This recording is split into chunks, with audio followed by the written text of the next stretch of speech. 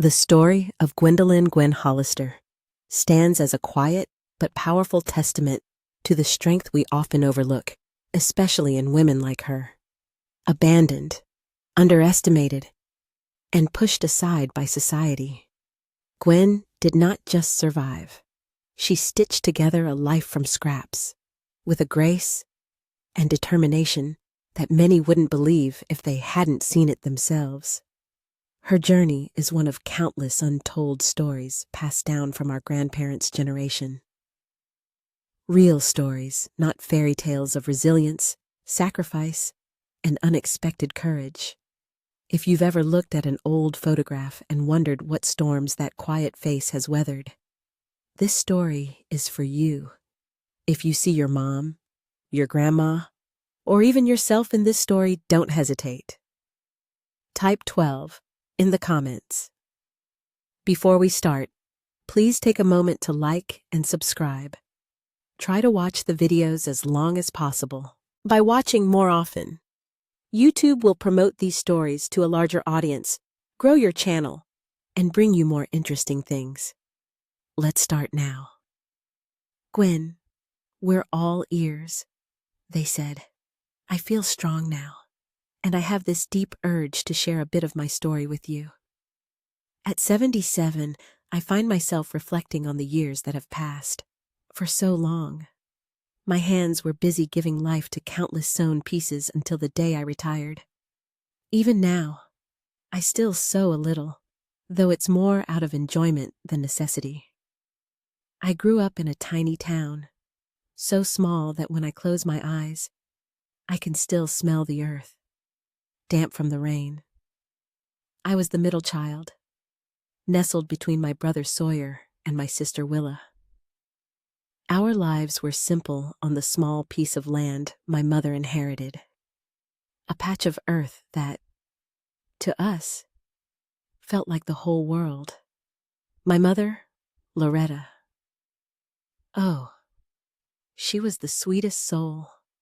She had a soft voice and a smile always ready, a constant warmth. My father, August, on the other hand, was one of those old-fashioned men. Tough, strict. His word was law. Let me tell you about our life on that land. Dear.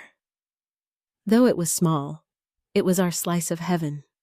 Each morning, I'd wake up to the sound of roosters crowing and the smell of freshly brewed coffee made by Mother with such care. Breakfast was a true treat. Homemade sourdough bread, fresh from the oven, and jam made from the fruit we grew ourselves. I loved climbing the cherry trees. I'd sit up there, munching on fresh cherries, watching the world go by, and the stream, oh, how sweet it was to swim in that cool water on hot summer days. We'd lose ourselves in the current, playing for hours. When I wasn't playing, I was helping Mother with her sewing. She taught me the art of needle and thread, using the leftover fabric scraps. I'd make doll clothes, mend socks, and patch holes in pockets. When night fell, that was pure magic. We'd gather on the porch as the old railroad lantern flickered, casting dancing shadows on the walls. Our very own television, back then. That soft yellow light gave everything a mystical glow. Despite his tough demeanor, Father would soften, telling stories of his youth. His eyes would light up as he reminisced about his adventures and youthful mischief. But when Mother began her stories, well, that was something else. She had this special way of telling eerie tales of wandering souls. Werewolves, and the woman in white who appeared on the road. She told them with such conviction. I could swear I saw those ghosts right in our own yard. I'd tremble, clutching Willa's arm, but couldn't tear my eyes away from Mother. Later in bed, I'd pray quietly, scared that something might come for me. But you know what's funny? The next day, there we were, my siblings and I, asking, Mother, tell us another ghost story. It was always like that fear, turning into bravery with morning light. We didn't have much, but who needs wealth when you have a childhood full of adventures? I can still see it.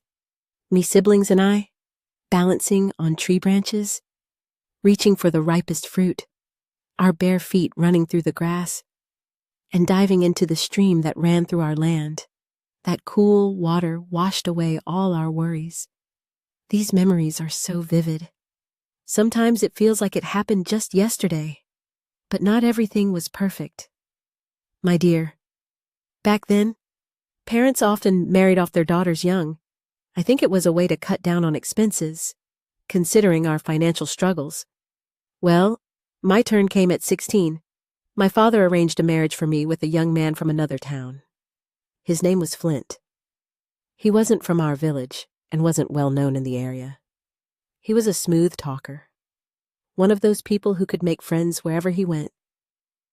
He was also quite handsome, with black hair and brown eyes. But to my father, that didn't matter. What mattered was that he was committed to marriage, and so, in an intimate ceremony, in a charming little church in town, we sealed our union. We decided to build our life in a neighboring town, a charming place known for its strong Norwegian heritage and its prosperous cattle industry. The move happened because of the opportunity that arose for Flint to work with cattle breeding, his area of expertise. Life seemed to be conspiring in our favor. In just a short time, only months after the wedding, we discovered we were expecting our first child. The happiness was complete. Until that rainy afternoon, that would change everything. Flint came home with unexpected news. "I need to travel," he said, avoiding my gaze. "What do you mean, travel?" So suddenly, I questioned, feeling a tightness in my chest. The idea of being alone, especially while pregnant, made me apprehensive. "It's to resolve some problems," he replied, trying to reassure me. "I'll be back in 2 days at most." The hours dragged on as if they were years, and every noise on the street made me run to the window, hoping to see Flint returning. But he never came back. The days turned into weeks, the weeks turned into months, and the only things growing were my belly and my desperation. When the money began to dwindle, I opened the kitchen cabinet and saw only a few cans of oil and a handful of rice. It was there, looking at those nearly empty shelves. That reality hit me. I was completely alone, with a broken heart and trembling hands. I gathered what little I had in a few bundles and made my way back to my parents' house. Returning to my parents' home meant swallowing my pride along with my tears. In those days, my God, a pregnant and abandoned woman was seen as a disgrace, a scandal. I remember the looks of the neighbors whispering in corners and the sharp tongues that didn't forgive. Each whisper was like a stab wound. I'll never forget my father's face when he saw me at the door, pregnant and helpless. His face turned red with anger, his fists clenched, and he muttered through his teeth, "What a scoundrel! What a big scoundrel!" Poor old man. His impotence was visible. A simple man without education, without money, without knowledge of the laws. What could he do against someone who simply disappeared into the world mother? Even with her heart broken seeing me in that situation, silently prepared my old room. There was no other way. I was their daughter, carrying their grandchild in my womb. Between looks of disapproval and sighs of concern, I was welcomed back to the nest, even though my wings were damaged. And then came Phoenix, my little princess with brown eyes. Oh, how that little girl changed our lives. It was just her smile that lit up the whole house. Everyone melted over her. Even my father, with all his toughness, turned to butter when she called him Grandpa. 2 years later, I was walking in the central square with Phoenix when I got distracted for a second, and she ran toward the street. I ran, shouting, "Phoenix! Phoenix! Wait for Mommy!" Suddenly, a man picked her up. "Where are you going?" "Young lady, wait for Mommy." When I got close to pick up Phoenix, my heart almost stopped. There stood the most handsome man I had ever seen in my entire life. Blonde, with eyes so blue, they looked like two little pieces of the summer sky. "Thank you," I said, still breathless from running. "It's nothing," he replied with a kind smile. "Let's sit on that little bench over there." Well, he had saved my little girl. How could I refuse? We sat down, and he quickly introduced himself. "Pleased to meet you. My name is Beckett. And you, ma'am?" "What's your name, Gwen?" I answered, feeling my face burn. I'm sure I was red as a pepper. Imagine, a simple girl like me talking with such a handsome and polite man. The hours passed without us noticing. Beckett told me he was passing through, that he was a long-haul trucker specializing in refrigerated goods. Oh, how proudly he spoke of his Peterbilt 389.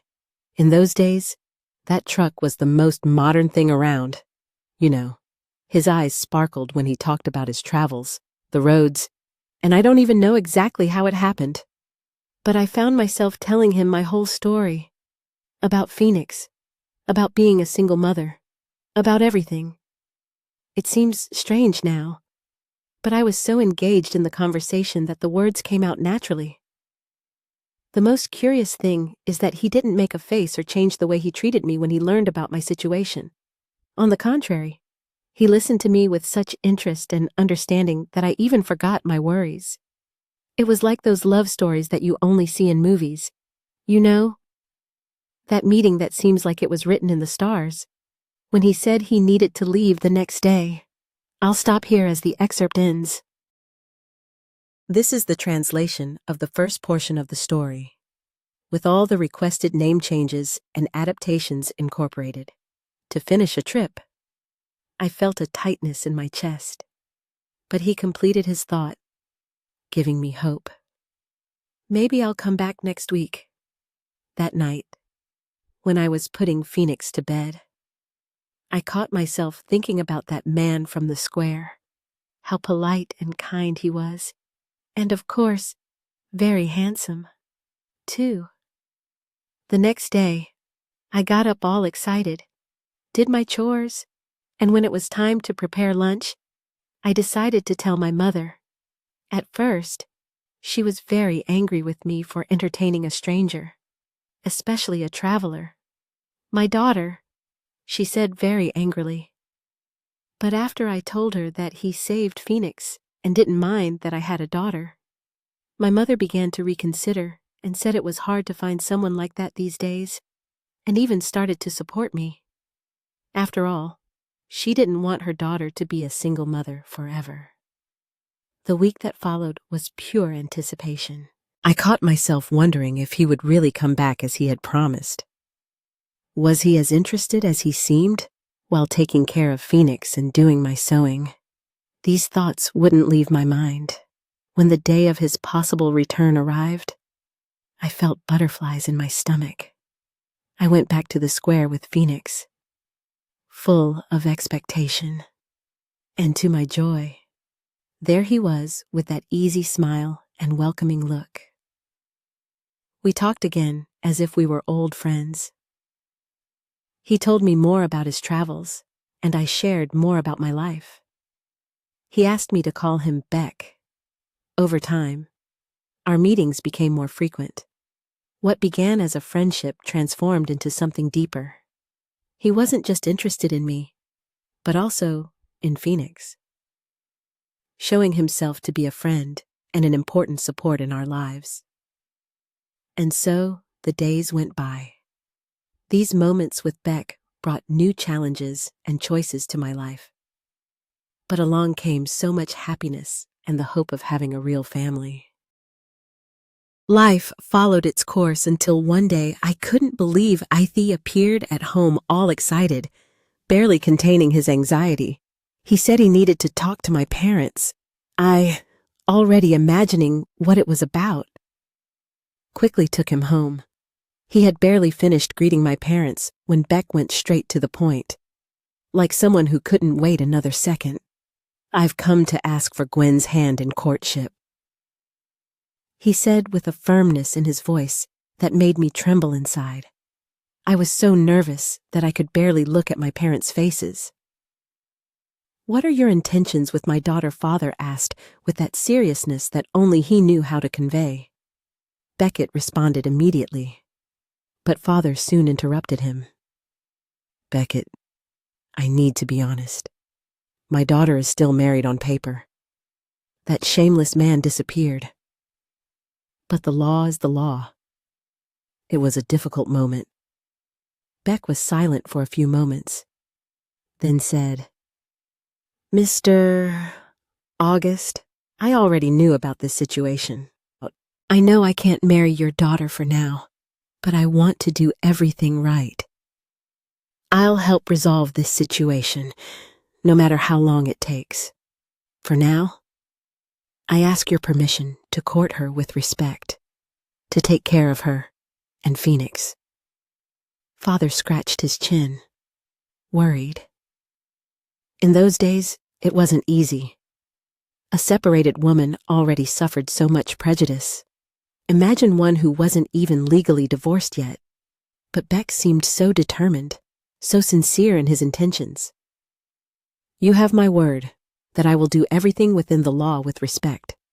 As soon as possible, I want to do everything properly." Beck completed with a seriousness that made me even more certain he was different. There I was, pressing my hands together, holding myself back from jumping like a little girl. You know when you want to scream with joy, but have to maintain your composure. That's how I was feeling. After everything I went through with Flint, the one who abandoned me pregnant without looking back, it seemed like a lie to be experiencing something so beautiful and true. It was as if God had given me a gift, a new chance to believe in love. Beck didn't care about my past. He didn't see Phoenix as an impediment. On the contrary, he treated my little one with such care that sometimes I would find myself emotional just seeing the two of them together. There in that simple room in my parents' house, I felt that life was showing me that there were still real men out there, those who take on responsibilities and make plans for the future. It was a dream. Yes, but a dream I could touch with my hands. My parents, seeing Beck's sincerity, ended up giving their blessing. It was a relief to see that they also saw in him the good man that I saw. Our life began to take on new colors, with him coming to visit me whenever he could between his trips. Phoenix became so attached to Beck. Her little eyes would shine when he arrived, and she would quickly run into his arms shouting, "Uncle Beck!" He had a special way with her, always bringing some little surprise from his trips, a doll here, a little treat there. One evening, while we were preparing dinner, he surprised me. "Gwen, I rented a wooden house in my town, close to my mother's house. What do you think about us moving in together?" I accepted right away. I was eager to start a new life, away from the neighbors' gossip. My parents didn't try to prevent it either, because they knew my desire to build a family. Beck had 3 brothers, Thatcher, Porter, and Ellis, all married and living in the same town.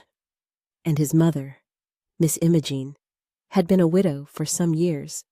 The house was a beauty, all made of hardwood, with a long porch in front where I already imagined myself sitting on Sunday afternoons.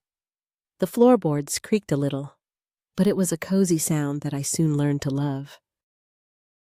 It had 2 large bedrooms, a spacious living room with windows that let in that pleasant morning light, and a kitchen that I quickly made my own.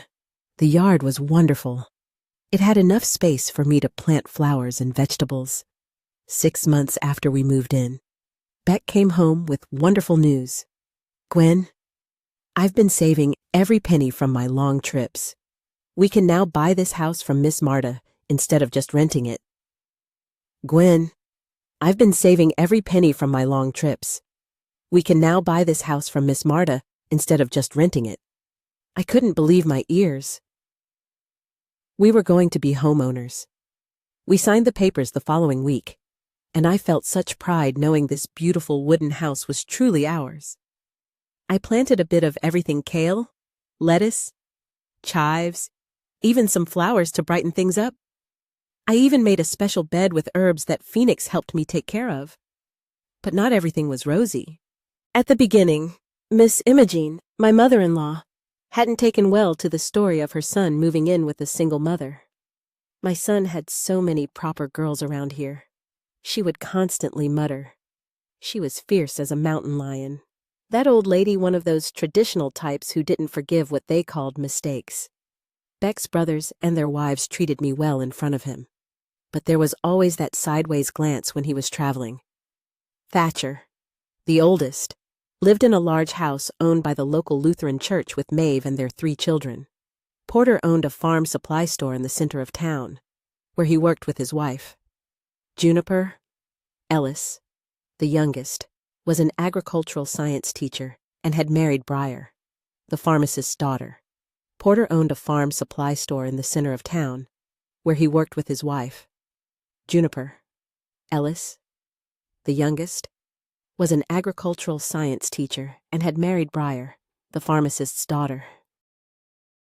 They all had their established lives there, and I was the intruder who had arrived with a child.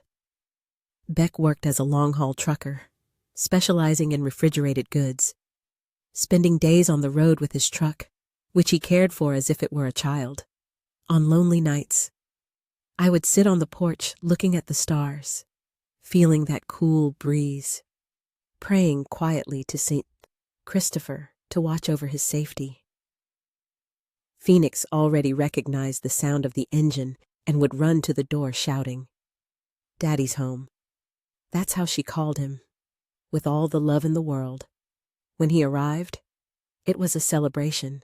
He always brought some surprise for Phoenix, a little gift for me, and that smile that had won me over from the first day. Our intimacy was full of affection and respect. Beck had a special way of making me feel loved, even with all the simplicity. Sometimes it was just a hug after a tiring day. Other times, a stolen kiss while I was sewing. It was during one of my trips to the Notion store that I saw a used Husqvarna Viking sewing machine for sale. Beautiful, black with golden details, one of those with an iron pedal. I waited for him to return from a trip and prepared a slow-cooked brisket that he loved, with roasted vegetables and wild rice, just the way he liked it. "Beck, I want a Husqvarna Viking," I blurted out suddenly during lunch. "What the heck is a Husqvarna Viking?" he asked with that country manner that charmed me. "A sewing machine? There's a beautiful one at the second-hand store." The next day, he took me to see it. It was a bit scratched, but nothing that some varnish wouldn't fix. We bought it on the spot and took it in his truck. I spent the whole day cleaning it, and Beck gave the wooden cabinet a coat of varnish. It turned out beautifully. Soon the news that I had a Husqvarna Viking spread. The women in town began to seek me out for alterations, simple dresses, hems, refashioning, even mistimes in 80 of N. Imogene surprised me one day by asking me to hem her Sunday dress. That's how I started earning my own little money, and more importantly, I was gaining my place in that town. On Sundays, we would all go to church. Afterward, It was customary to gather the whole family for lunch. At first, it was a bit awkward, but over time, I learned to deal with Miss Imogene's tough ways. The sisters-in-law also began to warm up to me, especially after they saw my skill with sewing. Life was settling down like that, slowly. The wooden house became our true home, filled with love and the soft sound of the Husqvarna Viking. Phoenix grew up happy, calling Beck Dad, and even Miss Imogene. Seeing our love and dedication gradually softened that heart of hers. It was a simple life, but rich in love and joy, the kind that makes you look back and just be grateful. One morning, while I was sewing a dress for a neighbor, Phoenix came running to me. Mommy, can I help? She was so enthusiastic that I couldn't resist. I showed her some basic stitches, and little by little, she began to get the hang of it. Seeing my daughter interested in sewing filled me with pride and joy, as it reminded me of my dear mother Loretta, who taught me my first stitches on Father's socks. One day, Beck arrived with a smile on his face and a package in his hands. I brought something special for you, he said, handing me the package. I opened it carefully and found a wonderful fabric with a vibrant color and soft texture. I thought you could make something beautiful with this, he said with a gleam in his eyes. I thanked him with a tight hug and promised I would make something special. I spent the following days working on the fabric, creating a dress that reflected all the love and dedication he had put into choosing that gift. When I finished, I showed it to him, and his eyes filled with pride. You have an incredible talent, Gwen, he said, hugging me. Our life was simple but full of special moments. The festivals in the square, the church gatherings, and friends' visits were part of our daily life. Phoenix was very happy with school and her teachers. One day, while we were sitting on the porch after dinner, feeling that pleasant night breeze, Beck looked at me with that playful way of his and said, It's almost time. I was curious. And he continued, I'm almost gathering all the money from our savings to buy Miss Marta's house. I've already made an offer to her. I wanted to surprise you, but I can't keep this secret any longer. My heart raced. The idea of having our own house, that wooden house that we already considered our home, left me on cloud 9. Beck, all excited, began to make plans. By Christmas, we'll manage it. You'll see. And look, I had an idea. We'll add a separate room to the house, with a bathroom and everything, for you to make your studio. I was speechless. A space just for my sewing would be a dream. I could already imagine my Husqvarna Viking installed with plenty of light, shelves to organize the fabrics, a large table to cut the patterns. Beck continued talking, gesturing with his calloused hands from holding the truck's steering wheel so much. It's going to be really good. You'll see. I insist on building it with my own hands on my days off. Said and done. But it wasn't before Christmas as we had planned. Half a year later is when everything materialized. And look, it was much more than I could dream of. The house was simple, but it was ours. I still remember the smell of the house, of the new curtains that I sewed myself. 2 years later, I discovered I was pregnant. Beck, oh my child, was like a kid himself. Every day he came home from work and would put his hand on my belly, talking to the baby. Is it a little Beck or a little Gwen? He would speculate with that big smile on his face.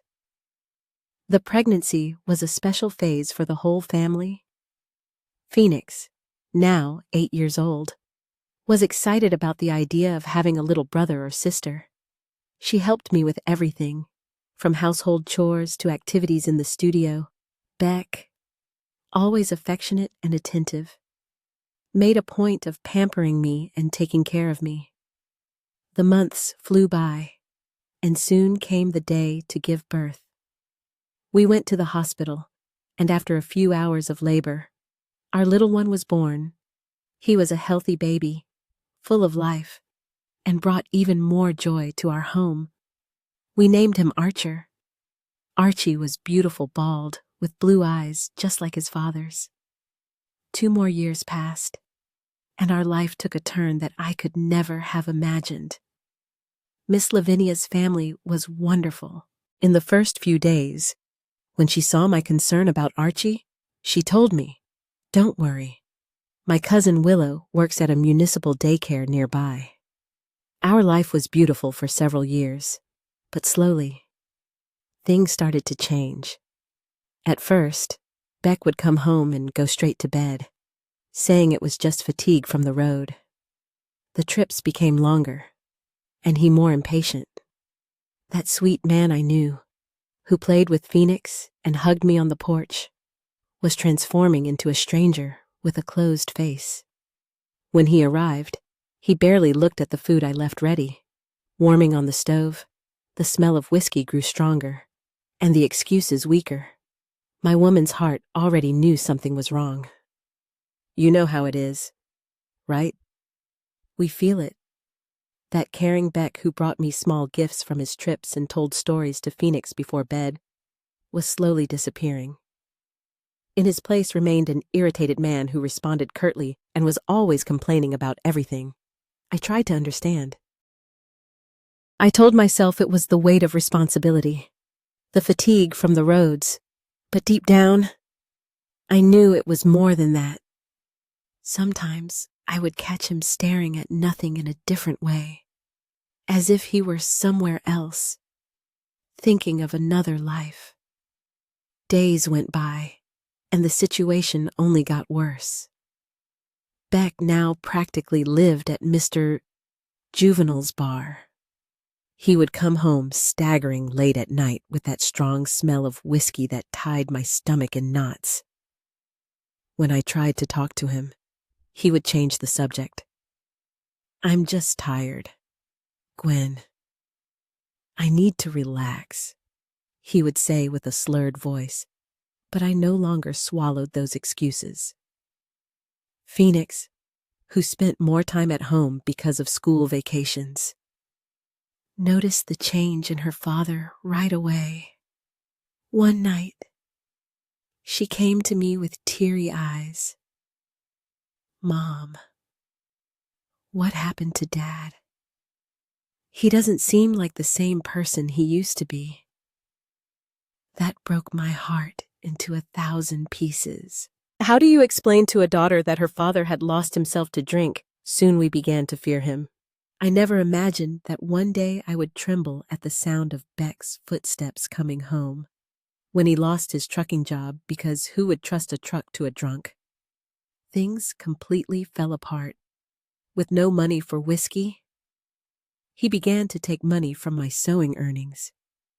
"Beck, for the love of God, that money is to pay the electric bill." I would beg, but it was like talking to a wall. He would take the money and go straight out the door, directly to the bar. To this day, my child, when I pass in front of a bar, I feel a tightness in my chest and an anger I can't even describe. He would come home and break things, talk loudly, rudely, ignorantly. That's when I made the most difficult decision of my life. How could I continue living with a man who had transformed into a stranger? That caring, hard-working Beck, who had given me a new chance at life, had disappeared. In his place remained an addicted man who spent everything on drink. One dawn, after another night of him coming home intoxicated, I decided it was time to leave. I packed our bundles, quietly some clothes, documents, a few photos. It was very sad. With the few savings I had hidden, I left with the children before sunrise, leaving behind our house, our dreams, a whole life we had built. I knew he wouldn't accept a separation easily. Beck was no longer that understanding man from before. The whiskey had taken that too. It was sad to have to flee like that, but it was our only chance to start over. That morning we left town. I cried silently, looking out the window with my little boy in my lap and my young daughter beside mine, just for the love that had ended, but for seeing how drinking can destroy such a good person, such a happy family. Should I have fought harder for my marriage with Beck? It's a question that still hurts my heart even after so many years. I've asked myself this countless times, wondering if there was anything else I could have done. I tried everything. You know, I talked, cried, begged him to quit drinking. I called his brothers to talk, asked for help at church, even suggested rehab. But you know how it is, right? No one quits an addiction if they don't truly want to. And Becco, he had already chosen whiskey as his companion. There were days when he would come home in a good mood, hugging me, playing with the children, saying he would change. But the next day, there he was again at Mr. Juvenile's bar.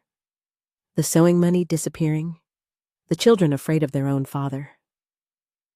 In the end, I had to make the painful decision to leave with my children.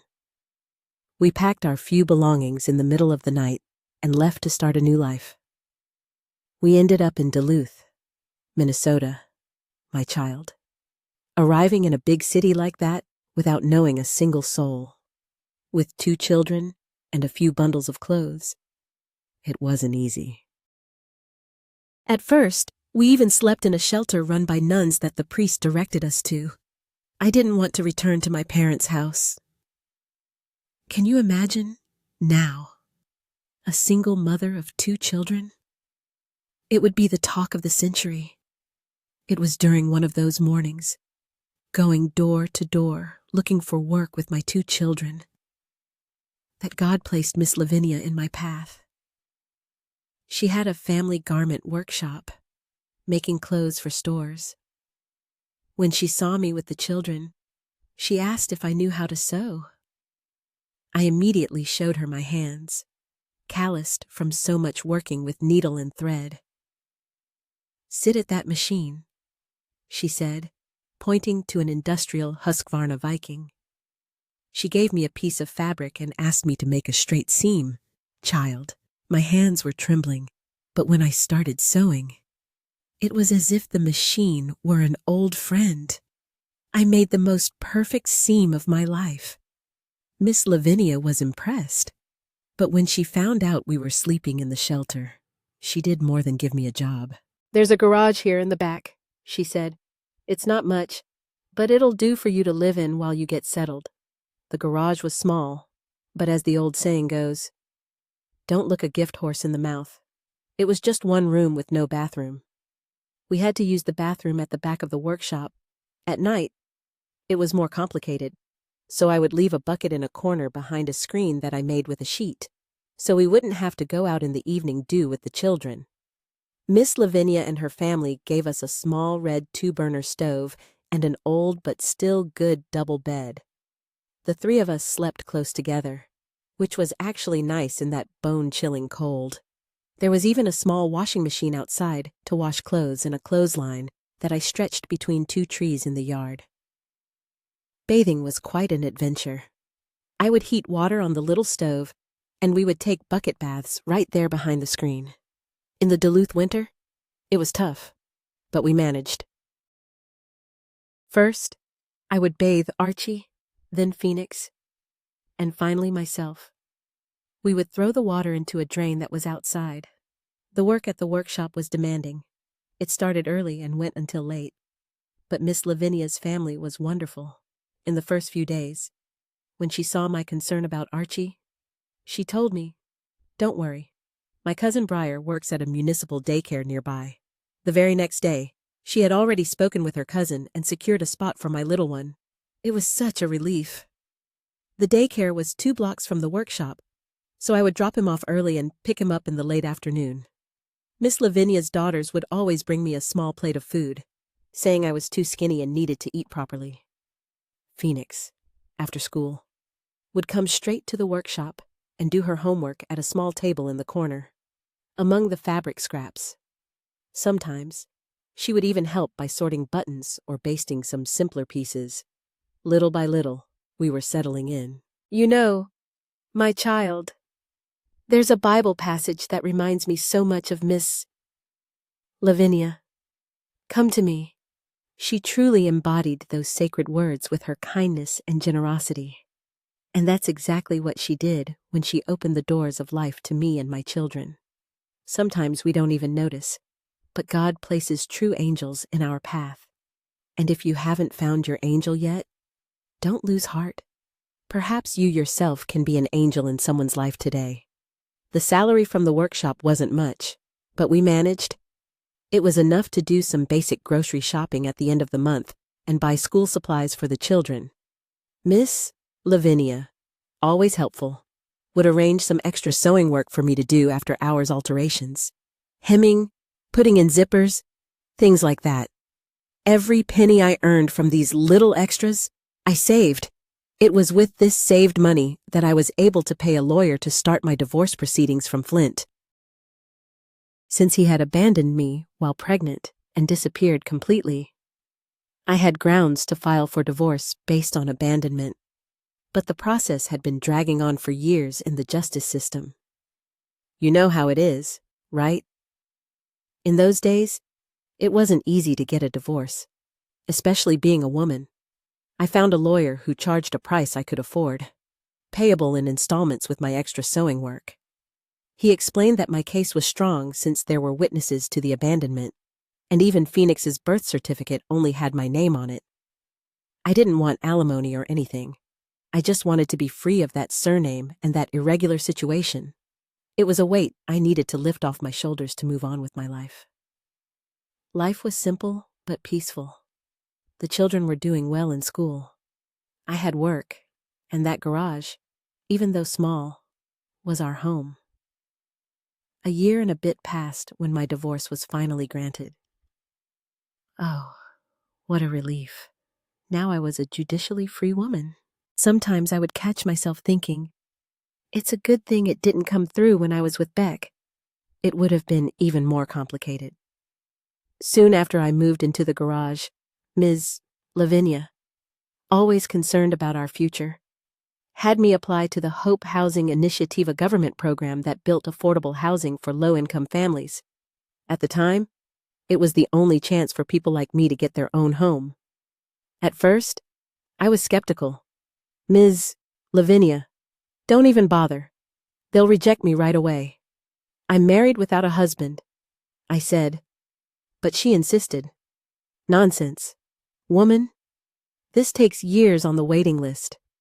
By the time it comes through, your divorce will be final. And you fit the program perfectly. Single mother, 2 children, steady job. I applied without much hope and almost forgot about it until 2 years later, when I received the letter that would change our lives. I had been selected for a little house in the Hope Housing Initiative. It was in a new housing development, a bit far from downtown, but it was ours. The children and I jumped for joy. We jumped and said, "New house, new house, new house." The commotion was so great that all the seamstresses came to see what was happening. It was a small house, but our own 2 bedrooms, living room, kitchen, and bathroom. Just imagine a bathroom all to ourselves after so long using a bucket at night and taking bucket baths. There was even a small yard where I already imagined planting some flowers and making a little vegetable garden. The development was still under construction, but you could already see it would be a good place to raise children. The payments were very low, calculated according to my salary at the workshop. Ms. Lavinia gave me a small raise to help with the payments, saying I deserved it for being so dedicated to my work. Phoenix and Archie couldn't contain their happiness. Finally, they would have a real bedroom. It was a rush to save money to buy the basic furniture. Thank goodness for used furniture stores. The seamstresses even pooled their money to help me buy a new 4-burner stove. Ms. Lavinia's oldest daughter, Harlow, gave me an extra refrigerator that she had, and bit by bit we furnished our little house. Moving day was a celebration. All the seamstresses helped carry our things, which weren't many. When I put the key in the lock for the first time, the tears came down. It was more than a house. It was the realization of a dream, the certainty that all the struggle, all the new beginnings, had been worth it. After that initial excitement of the new house passed, reality gradually set in. You know when you achieve a dream, but challenges you hadn't even thought about come with it.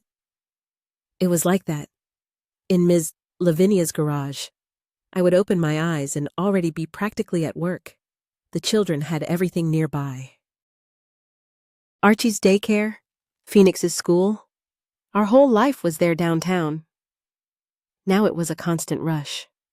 I would wake up while it was still dark at 5 in the morning to have time to get the children ready and catch one of the first buses. It was difficult to get Archie out of the warm bed in that Duluth cold. Phoenix, always my right hand, would get up by herself and help make coffee. The Hope housing development was in the middle of nowhere, to tell the truth. Today, it's a beautiful neighborhood, but at the time, it was just red earth and a lot of mud. The bus stop was far about a 15-minute walk. On rainy days, my God in heaven, we would arrive at the workshop looking like we had rolled in the mud. Not to mention that the red earth would turn into slippery soap. You had to see it to believe it. I carried an extra pair of shoes in my bag to change before entering work. The children, poor things, would arrive at school with their socks all dirty. I would hold Archie in one arm. He walked well, but was very clingy and would want to be carried now and then. I carried the bag with our lunchboxes in the other arm and still had to keep an eye on Phoenix so she wouldn't slip. If she fell, well, you know, sometimes the bus would be late or pass by completely full without stopping. On those days, I would arrive late at the workshop. But Miss Lavinia understood. She knew about our sacrifice.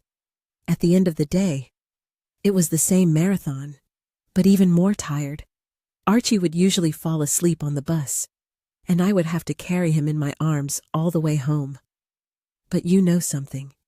Even with all this sacrifice, when we arrived at our homier house and I saw the children being able to take a warm bath in our bathroom, sleep in their own little beds, that was priceless. It was hard, but it was our little corner. When I settled in our Little Hope housing home, my thoughts turned to my parents back in our small town. Being a mother myself made me imagine their distress, not knowing exactly where we were. Soon after fleeing from Beck and finding shelter in Miss Lavinia's garage, I sent a letter written on a page from Phoenix's notebook. I needed to let them know where we were, just in case that drunkard decided to look for us back at the ranch. My mother responded sometime later, saying that Beck never showed up, thank goodness.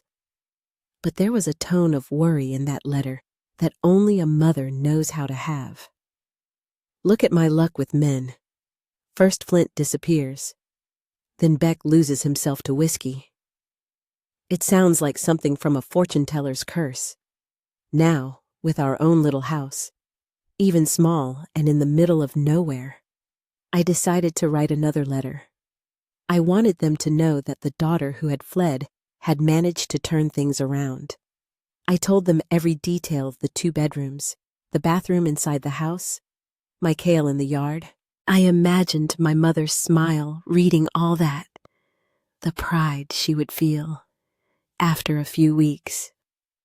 The answer came in a letter from my father, one of those that when you open it, you already feel the weight of the words. Mother wasn't well at all. He wrote, she coughed day and night without stopping, one of those dry coughs that seem to tear out your soul. She needed to come to the big city to do some tests that weren't available in our small town. The paper had some stains that smudged the letters. I knew they were tears from my old man. When she arrived at the bus station, I almost didn't recognize her. Where was that strong woman who carried water buckets on her head and still found joy in life? She was thin, yellowish, with a cough that gave no rest.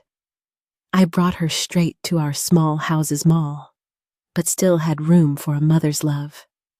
It was only 4 months. 4 months that seemed like 4 centuries of suffering. Hospital, doctor, medicine. That never ended. The diagnosis fell like a stone. Lung cancer. One of those fierce ones that don't forgive. All because of those cursed cigarettes that she and father had been smoking since I could remember. Back in the country. It was like that everyone smoked that strong rope tobacco. No one knew the harm it did. On one of her last good days, when the morphine gave a respite from the pain, she sat at the door of the house, watching the children playing in the yard. My little plants that were already beginning to bloom. The printed cotton curtain that I had made myself. "You made it, my daughter," she said with that weak smile that I still keep in my heart. It was the last time I saw my mother smile. When my mother passed away, she took a piece of my heart with her. There was so much I still wanted to tell her. So much time I wanted to recover. But life doesn't wait for us to be ready to say goodbye, does it? My father became so lonely that it hurt to see. I invited him to live with us, but that stubborn old man wouldn't accept it for anything. "From this ranch, I'll only leave for the grave," he said with that stubbornness of a countryman. It was his way of keeping the memory of my mother alive. Every corner of that ranch had a little piece of her. They had lived together for almost 50 years. Between my siblings and me, we spent even what we didn't have to give our mother a decent funeral. I had some money saved in a little box well hidden. I learned from my mother that a woman must have her little money saved.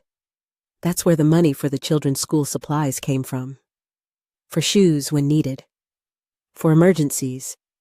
I dreamed of buying a sewing machine like the one I had in Beck's time. But I had to wait. 6 years passed in the blink of an eye, the time I needed to realize my dream and buy my own sewing machine. And it didn't stop there. I needed to buy an overlock machine too. It was a fortune. More than I can tell you, but worth every penny. By this time, my Phoenix was already 15 years older, responsible and studious young woman. I always thank God for her so different from me. That silly girl whose father forced her to marry an unreliable man. But then again, I can't complain. If it weren't for what I went through, I wouldn't have my blessed girl. It was Phoenix who had the idea to transform part of the house into a studio. Imagine that, my daughter with that good head for business. We hired a mason to open a door at the front of the house facing the street, and there went my bedroom, turned into a studio. We squeezed the 3 of us into one bedroom, a bunk bed for Archie and Phoenix, and my bed against the wall. You could barely walk in there. The Hope housing neighborhood was already friendly by this time. It was so good to go out on the street and greet everyone. There. Nobody cared if I was a single mother. On the contrary, they saw me as a winner, a supermom who raised 2 children alone. At the beginning of the studio, I worked only on weekends. It became very demanding to work at the workshop. The children had changed to a new school that they had built near our house, and even though Phoenix was responsible, my mother's heart worried about leaving them alone. After much thought, I took courage and decided to leave the workshop. But I couldn't leave Miss Lavinia in the lurch. Could I? That woman who had been an angel in our lives. I proposed to continue sewing for the workshop. But from home, She not only accepted, but gave me a huge kit of threads of all colors to start with. It was a blessing. I no longer had to take that crowded bus every day. I could give more attention to my children, make a fresh lunch. It was a joy to see the children coming home from school and finding their mother at home, the smell of food on the stove, being able to sit together for lunch, help with school assignments. That little piece of paradise was ours. I felt fulfilled watching my family grow and prosper under that roof that we had conquered with so much sacrifice. I needed to organize every penny even more carefully. Every month, I would take a little notebook and write down everything. I couldn't let anything slip by. First, I would set aside the money for the Hope housing payment, which was sacred. Then came the electric bill, the water bill, and every 4 months or so, I had to buy propane gas.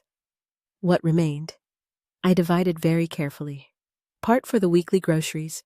I always went at the end of the day when things were cheaper. I bought plenty of vegetables and greens, which besides being cheaper than meat, were healthier. Red meat only on Sundays, and even then, not always. When I bought a pound of ground beef, I would mix it with vegetables to make it go further, making a sauce with carrots, potatoes, zucchini, chayote, whatever I had. Chicken was more affordable, so we could have it more often during the week. I would buy a whole chicken and prepare it in all kinds of ways: stewed, fried, boiled. Pork was also a lifesaver. It was always cheaper than beef. With a piece of pork shoulder, I could work wonder sautéed with potatoes, in sauce, all well seasoned. Nobody complained. The secret was to vary things so no one got tired of eating the same thing. Years passed working at home as an employee of the workshop until one day I received news that broke my heart. Miss Lavinia had suffered a stroke and passed away. It all happened very quickly. She was there chatting with the seamstresses, laughing as always, when suddenly they rushed her to the hospital. But she arrived lifeless. Our house went into mourning. After all, she was the one who extended her hand to us when we needed it most, who gave us shelter in that garage, who trusted in me when I had nothing but the willingness to work. At the funeral, I met many former seamstresses, many with stories similar to mine. She had helped so many people restart their lives. Her oldest daughter, Harlow, took over the workshop. I stayed another half year and decided to work independently in my studio. Harlow called me in to talk and make an agreement for all those years of registered work. Almost 20 years. I received a good amount of money. I spent days barely sleeping, thinking about what to do. I could pay off our little house in the Hope Housing Initiative or fulfill another old dream, build a real studio in the yard. I ended up choosing the studio. After all, the house payments were low and I could manage them with my sewing. I hired Mr. Maxwell, a well-known mason in the neighborhood, to do the project. The new studio turned out beautifully, all in masonry, with large windows to let in plenty of natural light. Light ceramic flooring that made it easier to see pins when they fell. I bought more modern machines, an industrial straight stitch, a new overlock, and even a machine for invisible hemming. I put in a large mirror-worked ornon of those full-body wanasand, a floral screen for clients to change clothes for fittings. It was another level. Phoenix. Even after marrying Callum, son of Miss Sarin from the Artisan Bakery, continued working with me. She lived nearby, just on the street behind us, and brought my grandchildren to brighten my days. Forrest and Wren grew up among fabric scraps and threads, playing at making doll clothes with leftover pieces of fabric. Our street, which before was just dirt, became the main street of the neighborhood. It seems my studio inspired the neighbors. Ms. Darcy opened a fruit store. Mr. Silas set up a bakery. Marlowe inaugurated a beauty salon. Everyone helping each other, recommending each other's businesses, growing together. Even asphalt and bus service were added by the city. My Archie also got married, to Bellamy, the daughter of the neighbors on the Cornera. Beautiful, hard-working girl. One of those who woke up early to leave everything in order before going to work. He had gotten a good job at a large aerospace company, Collins Aerospace. He was building a career, already a supervisor. But life sometimes plays tricks on us. He started drinking. First, only on weekends with colleagues. Then every day. Just like his father. No matter how much we tried to talk, to advise. It was no use. The drink was stronger. Years passed, and I had rebuilt my life with my children. Then one day, in one of those coincidences that only life prepares, we received a call from someone who knew Beck. We found out that he was hospitalized with cirrhosis at Northwestern Memorial Hospital. The years of heavy drinking had finally taken their toll on his body. The children, with those good hearts they have, wanted to visit. They found him finished yellow, swollen like a balloon. The whiskey had taken its toll. I hardly recognized him when they showed me a photo. He cried upon seeing his children, especially Archie, who was his own blood. With tears in his eyes, he asked forgiveness from all of us, expressing deep regret for letting alcohol destroy our family. His body was frail, and his spirit seemed broken. A week later, he passed away, leaving behind a legacy of both love and pain. Seeing Beck in that state was a wake-up call for my Archie. On the day of the funeral, he arrived home determined to change his life. He was admitted to a rehabilitation clinic in Fargo, North Dakota. He fought hard against addiction and won. Today, he has been sober for more than 10 years. Thank God. He has 3 beautiful children with Bellamy. Hudson, Sage, and little August, whom we named in honor of his great-grandfather, my daddy. Archie discovered his natural flair for sales early on. He started by selling car parts, eventually opening his own auto parts store. Today, he proudly runs Archer's Custom Automotive, the largest store in the region, with 3 thriving branches. People often joke that he could sell ice to Eskimos. You see, my child, Archie's success was the result of an unexpected twist of fate. Beck had never updated the deed to our old wooden house. It still bore both our names. After his passing, his brothers reached out to me, recognizing me as the co-owner, which allowed me to legally claim and sell the property. The house itself was crumbling, the wood eaten away by time. But the land was worth its weight in gold. That neighborhood, once just a quiet corner, was now surrounded by towering buildings and bustling markets. When I went back to sort out the sale, my heart tightened. Every corner of that house held a piece of our history, the kitchen, where I had cooked his favorite slow-braised brisket, Phoenix's room, still marked with the measurements of her growth. It was like walking through a memory, each step replaying the happiness we once shared. Like a film unfolding before me. Tears welled up as I took in the state of the place, the windows shattered, the garden overrun by weeds where the children used to play. I even found a faded piece of the cotton curtain I had sewn myself, swaying gently on the clothesline. I thought about how different everything could have been if Beck hadn't given in to his demons. He was such a handsome, hard-working man. Yet, he died alone in a hospital room, abandoned by his friends at the bar, with no one to hold his hand. That was the hardest part, to see someone who had so much love to give end up like that. I divided the proceeds from the sale between Phoenix and Archie. Not a penny for me. I didn't need it. What Beck couldn't provide in life, at least his death allowed his children to chase their dreams. But you know what? After him, I never wanted to be with another man. I had a few flirtations, even some serious suitors. But my heart had closed to that kind of love.